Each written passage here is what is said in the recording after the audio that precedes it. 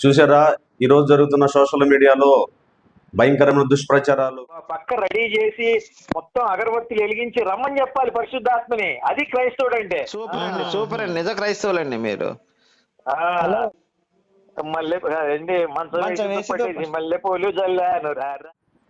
గడిచిన దినాల్లో చెప్పినట్లుగా ఆ మతోన్మాదులు, స్మగ్లింగ్ ముఠాలు, వాళ్ళలో ఒకడు ఈ సనాతన ధర్మం అని పేరిట గోపి అనేవాడు.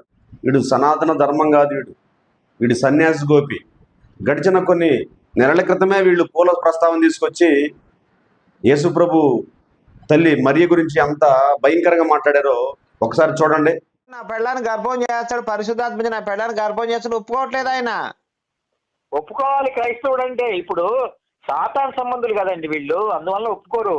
ఇప్పుడు దేవుని వాక్యం, దేవుని ఆత్మ వీళ్ళ భార్య మీదకి ఎగబడుతుందంటే వీడు ఆహ్వానించాలి. మల్లెపూలు పెట్టి పక్క రెడీ చేసి మొత్తం అగరబత్తిలు వెలిగించి రమ్మని చెప్పాలి పరిశుద్ధాత్మని. అది క్రైస్తవుడు అంటే. సూపర్ అండి, సూపర్ అండి, నిజ క్రైస్తవులండి మీరు. అండి మంచం వేసి మల్లెపూలు జల్లాను రా పరిశుద్ధాత్మ అని పాడాలి. అది పాడాలి. అది తెలుసా క్రైస్తవుడా, వింటున్నావా? మీరు క్రైస్తవులు అయితే ఆ విధంగా పాడరు అసలు. మనకు అయ్యో మేరీ అలానే పాడింది, మేరీ అలానే పాడింది. ఇప్పుడు పరిశుద్ధాత్మ వస్తుందంటే సార్, ఇప్పుడు ఈ క్రైస్తవుడు వాడి భార్యకి ఆతులన్నీ షేవ్ చేసి గొరిగి రెడీ చేయాలి అసలు పరిశుద్ధాత్మ కోసం, తెలుసా? మేరీ కూడా చేసింది అలానే. మేరీ కూడా అలాగే చేసింది సార్. మేరీ అంటే చేసుకోలేదు కదా సార్, ఈడు యేసప్ప ఏమైనా చేశాడంటారా మొగుడు? పరిశుద్ధాత్మ చేశాడు సార్ బాగా. ఆయన కొరుకొని ఆయన చేశాడు మేరీని. చేసుకో. ఇప్పుడు ఈడున్నాడు, ఇప్పుడు ఈ క్రైస్తవుడు ఉన్నాడు కదా, ఈడు కూడా అట్లా చేయాలి పరిశుద్ధాత్మ వస్తుందంటే. సంతోషం అండి, నిజంగా చాలా అదృష్టవంతులు వీళ్ళు. వీళ్ళంతా సర్ప సంతానం సార్, వీళ్ళంతా వేశ్య సంతానం. ఉన్నావా పోయావా క్రైస్తవుడా? పోయాడండి, పోయి ఉంటాడు వాడు. కలపండి మళ్ళీ, కట్టారు మళ్ళీ కలపండి. పిచ్చునా కొడుకులు.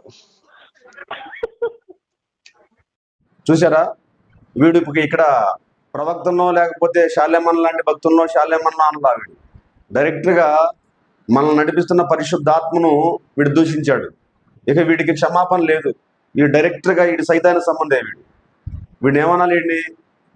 వీడు సొంట, వీడు ఒక ఎదవ, వీడంతా ఘోరపాపి మరొకడు లేడు. వీడికి ఈ యుగ మందు కానీ రాబోయే యుగ మందు కూడా క్షమాపణ లేదు.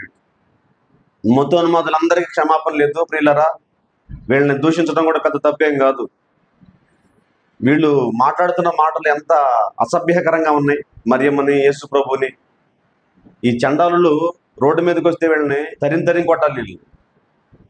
వీడి పేరు సన్యాసి గోపి. వీడి పేరు ఈ సన్యాసి గోపి. ఎక్కడ కనపడినా కొళ్ళబడ ఉండే చెప్పులు దండేసి ఉరికి తన్నండి వీడిని. వీడొక ఎదవ, వీడొక సొంట. దేవుణ్ణి, దేవుని యొక్క పరిశుద్ధాత్మని అంత భయంకరంగా దూషిస్తావంటారా నువ్వెంత, నీ బతికెంత?